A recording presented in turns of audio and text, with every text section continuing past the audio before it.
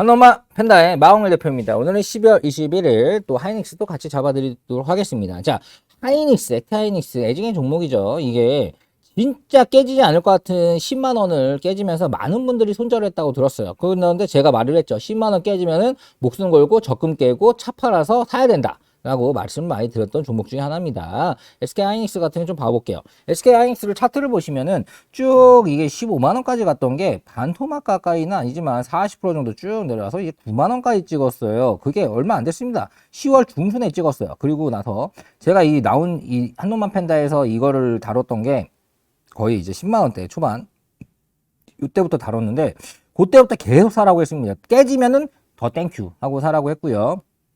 어쨌든 평단가가 거의 10만원 이상으로 봤을 때 지금 24만원이니까 뭐 그러니까 12만 4천원이니까 뭐 한 20% 정도는 무난하게 수익이지 않을까라고 싶은데요. 그럼 더 갈 거냐? 자, 라고 봤을 때 우선 이건 하이닉스는 더 갑니다. 더 간다. 어디까지 가냐? 최소 14만 8천원까지는 간다라는 거를 1차적으로. 그럼 얼마 안 남지 않았냐? 더 간다. 이거 돌파하면 더 갈 거다라고 우선 말씀드리면서 얘기를 하고 싶습니다. 하이닉스 한번 내부 쳐보도록 하겠습니다. 자, 우선 기술적 분석으로 봤을 때는 그냥 지금 상승 추세고요. 크게 막 급등하는 게 아니라 조금씩 오르고 있는데 오늘 3%. 이게 사실 이게 우리나라 2등이잖아요. 시가총액.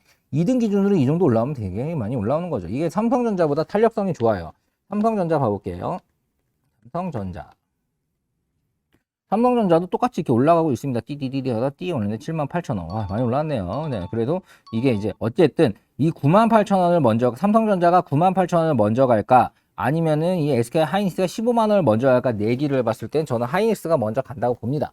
왜냐면 좀 더 가격 탄력성이 좀 더 좋고요. 그리고 이 하이닉스의 이제 어쨌든 가격 탄력성은 좀 더 가볍죠. 뭐 얘도 가볍다고 보기 힘든데 상대적으로 가볍습니다. 그리고 이 하이닉스가 갖고 있는 랜드 플래시 부분들이 굉장히 지금 호황을 받고 있어요. 랜드 플래시가 뭐냐면 이게 이런 노트북에 들어가는 SSD 하드라고 얇으면서도 빠르고 비싼 하드 있습니다. 일반 하드디스크 이만한 거 말고 얇고 이게 랜드 플래시 인텔 거를 8조에서 거의 그 10조 좀 안 되게 이것저것 재비용 하면은 9조 가까이에서 인수를 했는데 그 부분으로 해가지고 거의 업계 2위까지 올라가기 때문에 기존에 있는 하이닉스의 그 랜드 플래시 그리고 이 이제 인텔의 낸드 플래시까지 하면서 이 낸드 플래시 시장을 어떻게 보면 또 이제 세계적으로 주도를 하게 되었는데 이 부분들은 앞으로 많이 커질 겁니다. 왜냐하면 이 OTT 시장이 커지면서 이 낸드 플래시를 소비하는데 그러니까 SD 하드디스크죠. 기억장치죠. 이걸 소비하는데 개인들이 소비하는 것들보다는 굉장히 크게 하는 서버실에 소비하는 것들은 굉장히 물량 자체가 커요. 그러니까 여러분들이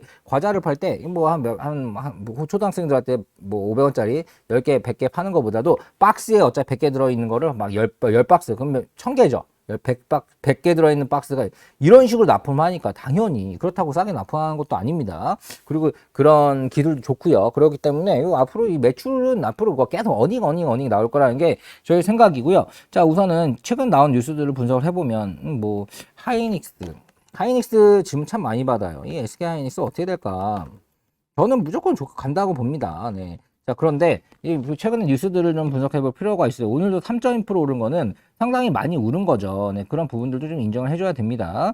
그리고 자, 우선은 봐보시면 자, 최근 거, 네, 오늘 거 있습니다. 하이닉스 2%대 상승, 미 마이크론 호실적 영향. 네, 마이크론이 호실적이에요. 자, 마이크론보다 하이닉스가 좀 더 크죠. 네, 그렇게 보시면 됩니다. 반도체 되는데 SK 하이닉스가 장 초반 2%에서 3%까지 올랐죠. 쭉쭉쭉 했는데 왜 그러냐? 마이크론 1분기 매출액이 작년 대비 33% 증가했다. 네, 그러면은 당연히 뭐 하이닉스도 올라가지 않았을까라고 생각하는 건데 이게 참 웃긴 게 매출액 뭐 반도체만 놓고 봐보면은 비메모리 반도체 말고 메모리 반도체만 놓고 봐보면은 뭐 삼성과 SK 하이닉스가 세계 양대 산맥이죠. 마이크론까지 이렇게 좀 갖다 손 얹는 거고 마이크론보다 삼성전자 훨씬 커요. 그런데 이게 자체적으로 실적 발표할 때는 안 움직이더니 이게 뭐 마이크론이 그러니까 어찌 보면 3등이 좀 약간 주목을 받으니까 동메달이 약간 주목을 받으니까 금메달과 은메달까지 은메달은 그 약간 뭐 하이닉스라 칠게요. 은메달까지 주목을 받는 그런 모습인데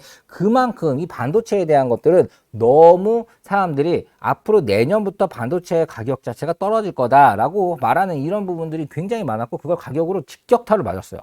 그런 리포트들이 많이 있었습니다. 지금 앞으로 좀 떨어질 거다. 그런데 모든 거는 수요야 공급에 의해 가지고 가격이 결정됩니다. 근데 이 공급한 내용 대비해서 수요가 많으면은 어찌됐든 가격이 안 떨어져요. 팔려고 하는 사람들이 많은데 팔 것들이 정해져 있으면 가격을 싸게 해서 팔 필요가 없겠죠. 그런데 이 반도체, 비메모리 반도체 포함해가지고 이 반도체, 특히 메모리 반도체 같은 경우는 앞으로 이게 더 줄어들까? 아니죠. 더 늘죠. 네, 왜냐하면 모든 게 다 이제 전자기기로 가고 있고요. 가장 큰 전자기기가 뭡니까? 이제 바로 차죠.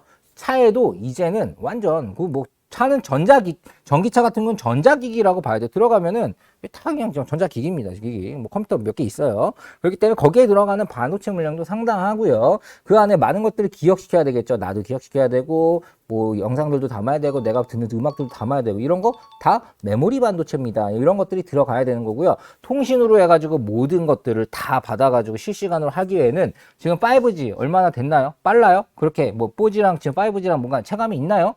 6G 한다는데 그거 지금 우리나라 위성 싹 올렸어요? 아니죠.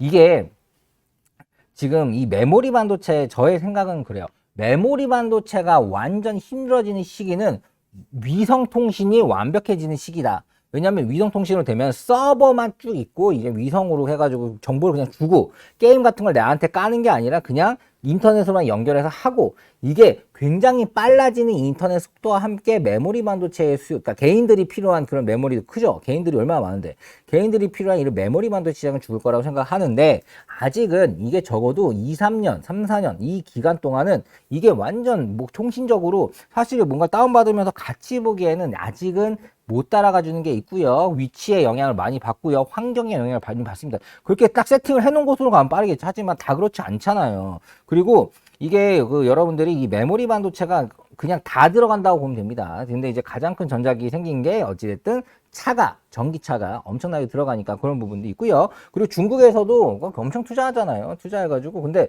중국의 기술이 SK 하이닉스와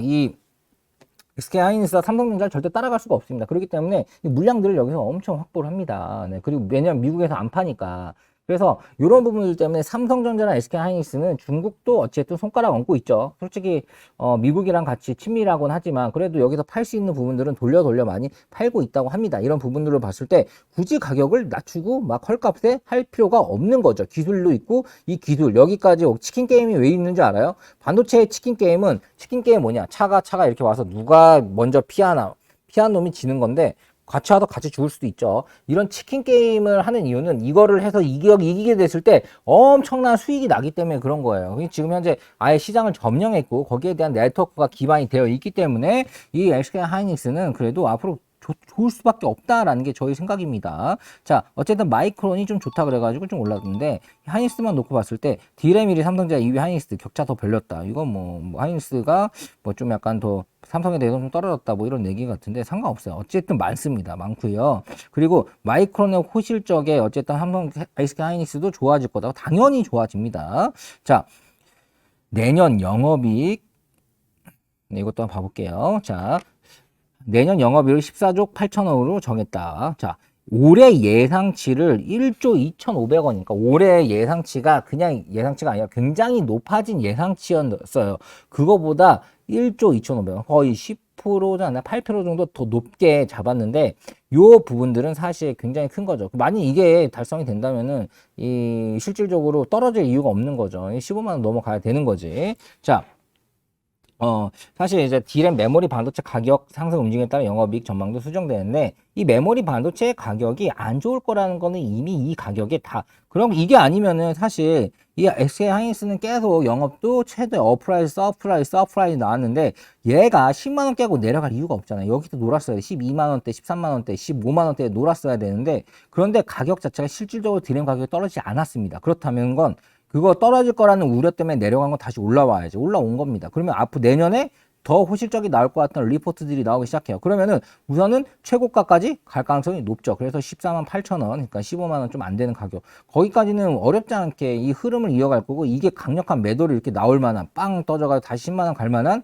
그런 이유가 없습니다. 매도 물량도 없을 뿐더러 지금 마이크론이 호실적이라는 거 뭐냐면, 지금 이렇게 외국인 투자자들이 굉장히 좋아할 수 있는 거예요. 안정적인 투자. 그리고 시장 자체가 지금 불안하죠. 테이퍼링 내년 6월 이제 3월까지 땡긴다고 합니다. 이런 시장의 영향을 많이 받고 있는데, 시장의 영향을 받으면서도 뭔가 자체적인 힘으로 갈 수 있는 가장 큰 포인트는 이 D램 가격이 떨어지냐 올라가느냐인데 이거 떨어지지 않을 것 같다. 왜냐 지금 여기 뭐 수요가 너무 많다. 그리고 떨어진다는 말 옛날부터 나왔지만 떨어지지 않았다. 보병인 중국이 있다. 우리는 중국에도 판다. 이 부분 때문에 SK하이닉스는 뭐 앞으로도 내년도 코실적이 나올 거고요. 그렇게 과도하게 떨어진 부분이 과도하게 다시 올라갈 수 있고 이 15만 원을 돌파하게 된다면은 20만 원까지 어렵지 않게 쭉 갈 수 있을 것 같은데 오늘 단기적으로 14만 8천 원 라인까지는 쭉쭉 갈 것 같다고 생각하고 홀딩하셔도 되지 않을까라고 생각을 하고요.